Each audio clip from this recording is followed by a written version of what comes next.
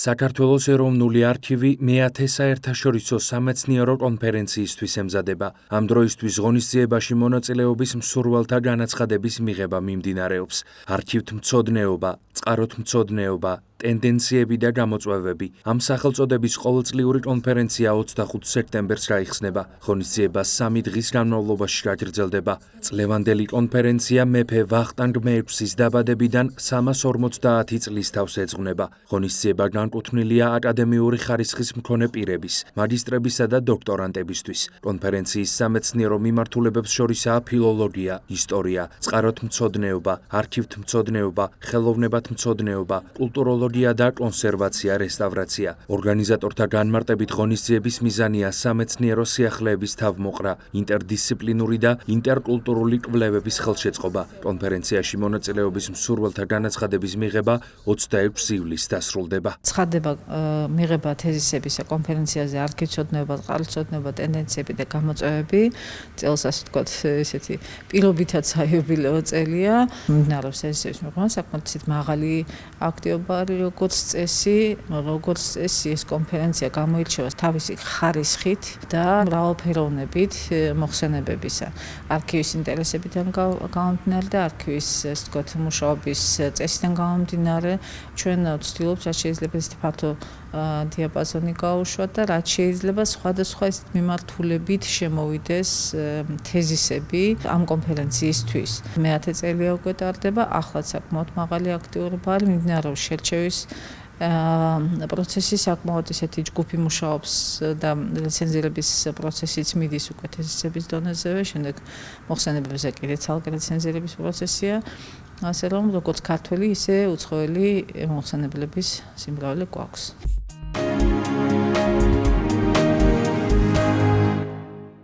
ენერგეტიკული ბირჟის გარდამავალი მოდელი თამუშავებიდან 1 წელი გავიდა. როგორ ფუნქციონირებს, რა ტენდენციებია და როგორია შედეგები. ამ საკითხებზე გაიმართა დღეს პრესკონფერენცია Media Holding კვირას პრესკლუბში.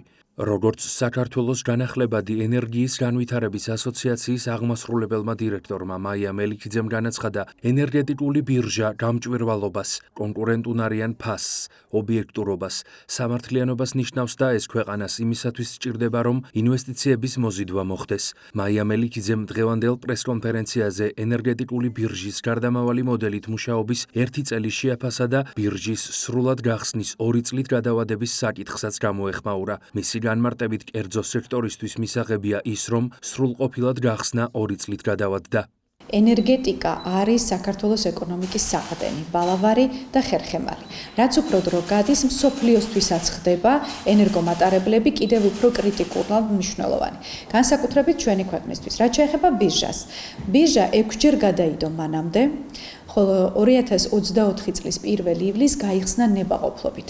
ნებაყოფლობით ნიშნავდა იმას, რომ ნებისმიერ მსურველს, ვინც თვლიდა, რომ თავისი მდგომარეობა ტესტირების რეჟიმში გადაეყვანა, ბუნებრივია მათეს გადაწყვეტილება მიიღეს. უბრალოდ აქ საუბარი არის იმაზე, რომ როდესაც რაღაც არის ნებაყოფლობითი და ამასთანავე აქვს გამოწვევები, დაინტერესება მეტნაკლები იყო, მე ასე ვიტყოდი. კერძო სექტორს ყოველთვის ურჩევნია პირდაპირი სახით მოლაპარაკებები, იმიტომ რომ პირდაპირი სახით მოლაპარაკებები ეფუძნება ორმხრივ ხელშეკრულებებს, სადაც გაწერილი არის კონკრეტულად უფლება-მოვალეობები. ბირჟა კი თავის თავში ნიშნავს გამჭვირვალობას, კონკურენტუნარიან ფასს, მოთხოვნა მიწოდების საფუძველზე, ძალიან ობიექტურობას, სამართლიანობას და ასე შემდეგ, რაც ჩვენს ქვეყანას ნამდვილად ჭირდება იმისათვის, რომ ინვესტიციების მოზიდვა მოხდეს.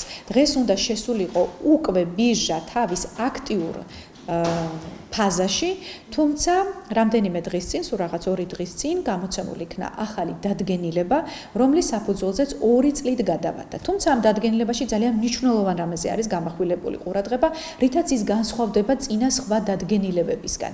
აქ არის საუბარი იმაზე, თუ ვისი პასუხისმგებლობა იქნება კონკრეტული ნაბიჯების გადადგმა 2026 წლის 1 ივლისამდე და 2027 წლის 1 ივლისს გაიხსნება უკვე ბირჟა.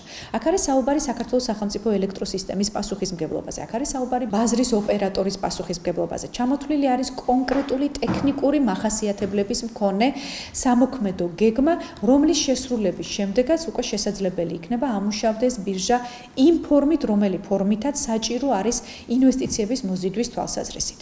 ჩვენ რაზეც საუბრობდით ერთი წლის წინ გამოწვევებს გულისხმობ, ზუსტად იგივე გამოწვევები არის დღეს. ჩვენ მქონდა განცდა იმისა, კერძო სექტორს გულისხმობ, რომ ამ ერთი წლის განმავლობაში ეს გამოწვევები იქნებოდა გადაჭრილი. ვინაიდან ვერ მოხდა ამ პრობლემების მოგვარება, რა თქმა უნდა, კერძო სექტორისთვის მისაღები არის ის, რომ 2 წლით მოხდა ამ ბირჟის გახსნის გადავადება, სრულყოფილად გადავადება, ასე ვთქვათ, გახსნის გადავადება.